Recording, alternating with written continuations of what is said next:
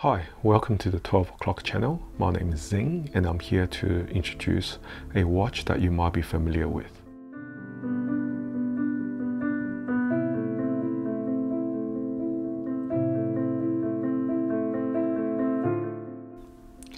I have here with me today the Seiko Sumo. Anyone who's into watches will know this watch due to its distinctive case shape. Seiko Sumo was originally released in Japan in 2007 as a JDM model. But since then, Seiko has introduced these models via their Prospex line internationally.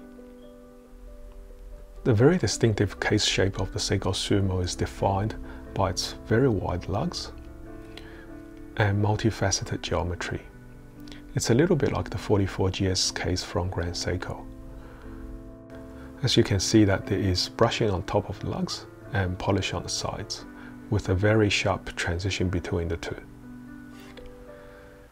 Turning the case to the side, you can see that the case shape is defined by a single curvature, with top and bottom being highly polished, and there's a very narrow band of brushing in between. The lugs are also drilled, which helps with changing the strap.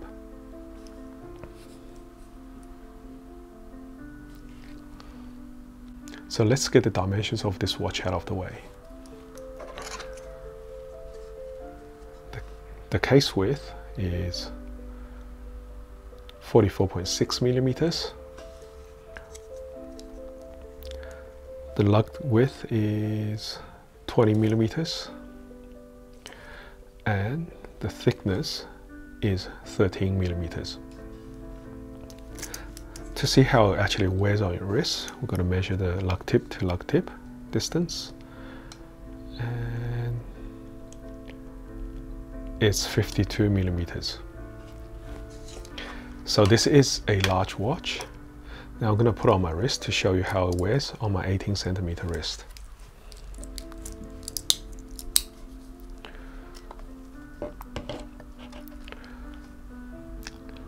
As you can see, it is a large watch.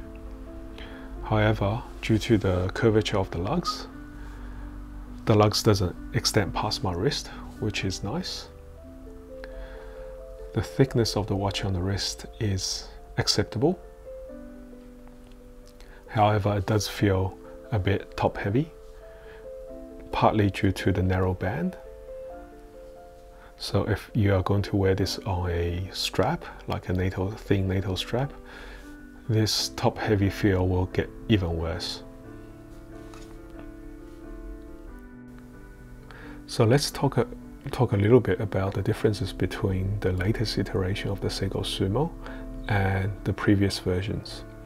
So I have owned the JDM version of the Seiko Sumo, and two major differences. One is the crystal, the other is the movement. The older versions had a Hardlex crystal, where this one has a sapphire crystal. And the movement, the older versions has the 6R15 movement, which has 50 hours of power reserve, where this one has the upgraded 6R35 movement, which have a power reserve of 70 hours. So with the two major differences out of the way, let's talk about some of the minor differences. If you look at the older version, the JDM versions, on the bezel, their font is big and fat. Right? It's really cartoonish. I like this one much better. It has a toned down bezel font. And it just looks much better in my opinion. You might like the older version. It's different people have different tastes. It's up to you. The other difference is less obvious, which is on the bracelet. This bracelet, in the center link, it's still all brushed, where the older version on the edge of the center link, they're polished. So it looks slightly dressy, but it doesn't really make too much of a difference. The last difference is the hour hand and minute hand. Right, the minute hand is longer in the new version, and the hour hand, let me unscrew this and show you.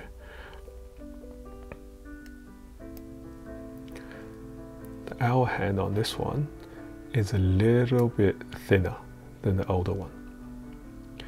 So to me, the whole dial and also the font on the bezel make the new watch looks a bit more proportional and less cartoonish.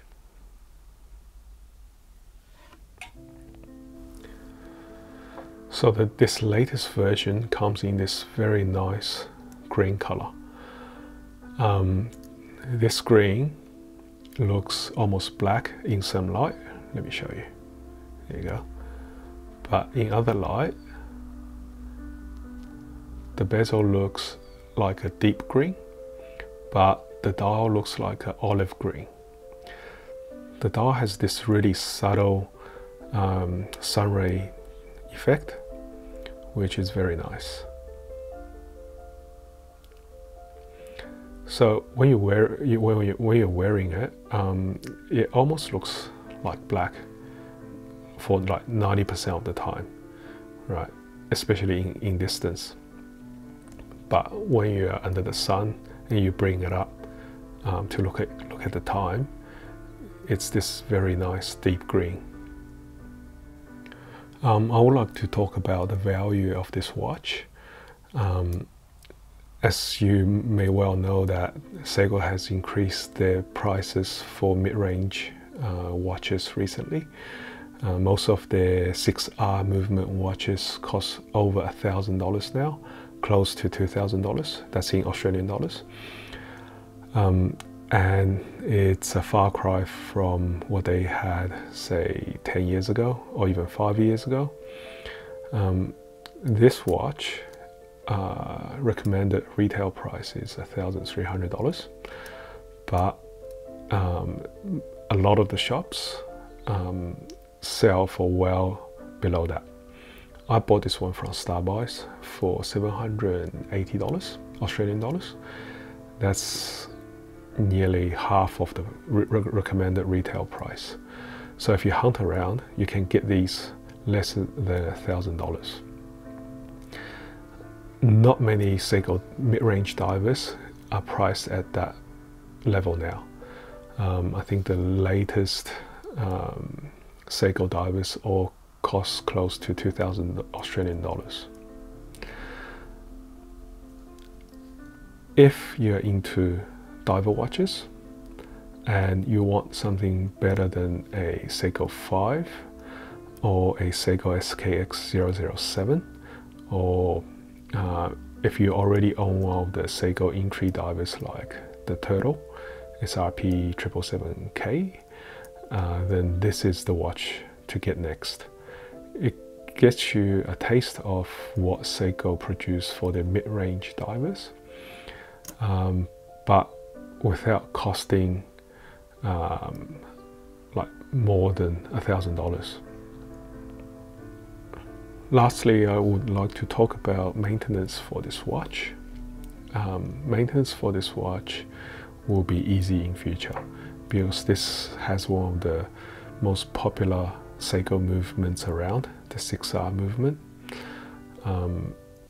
It is maybe not as popular as the 7S that was used in Seiko 5s, but the 6R movement, which used to be in JDM models mostly, is making its way internationally in divers as well as presage dressy watches, so it wouldn't be a problem to service in future. Seiko service in Australia, the cost is reasonable compared to Swiss watch, some of the Swiss brands, and 6R movement being a workhorse movement shouldn't cost you an arm and leg to service.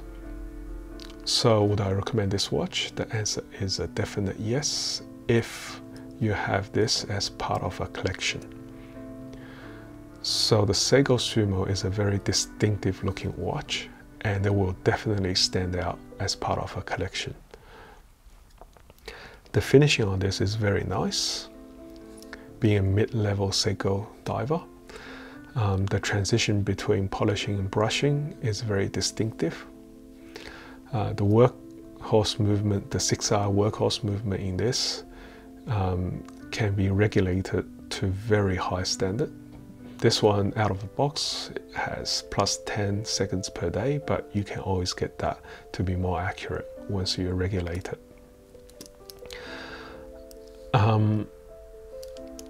As a everyday watch and your only watch, I'll probably try it before you buy it.